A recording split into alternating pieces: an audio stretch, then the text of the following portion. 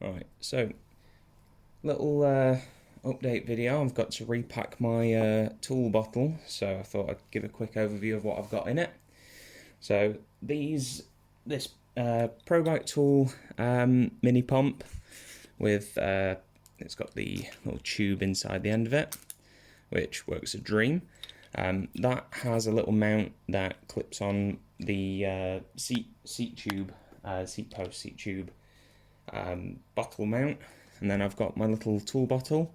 Got a little bit of electrical tape around the top just to keep the water out, because I did previously have an incident where I went to get it out to get what I thought was a dry bandana because I forgot a mask when I went to the shop, and the bandana was soaked just from water ingress through the top. We'll take it off and I'll show you from the top what we've got.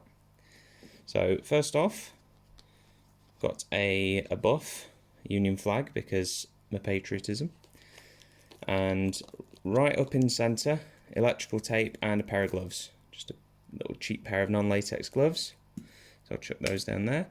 Electrical tape because you never know. A little bottle of wet chain lube, just because you never know when you might need a little bit of lube. Park tool, if I can get them to focus, the Park tool super patches. The focus has gone all haywire. Let's just tap. They are. Park tool super patch. Just a couple of self-adhesive puncture patches. And then inside it, it's getting a bit more packed now down towards the bottom. Give it a smack. I've got a Toolkit Mini 13, I think it is. That's got all your normal multi-tool screwdriver, Torx bits, hex heads, a chain breaker, and a tyre lever, a metal tyre lever that I wouldn't use personally, spoke wrench, all that good stuff, and the chain breaker works fantastic. And also in here I've got, just in case of emergency, I've got 2 spare quick links for a 9-speed chain, just in case I pass someone. I can offer them a new link and still have one for me in case lightning strikes twice and 2 people in the same city have a snap chain on the same day. I've got that. Then I also have another packet of those, just because I like to have options. If I pass somebody who's struggling with rubber cement and a bit of wool, I can just chuck them a pack of those and not worry about it.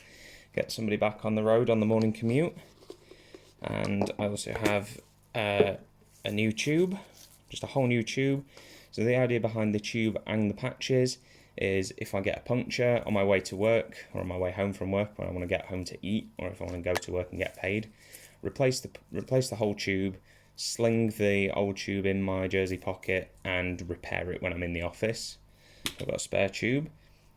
And the reason for the repacking, and that's empty now, the reason for the repacking is I was having to carry 3 tyre levers because of how much of a nightmare it is to fit the Continental Grand Prix 4 Seasons onto the Triband tubeless ready wheels.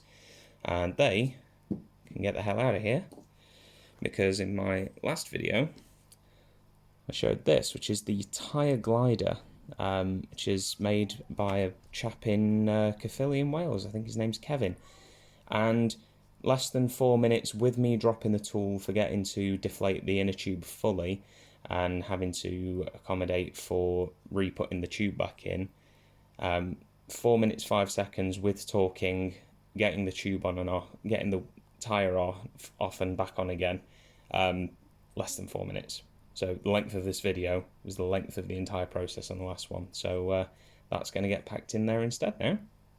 Thanks. Thought it'd be interesting to see what my day-to-day toolkit is.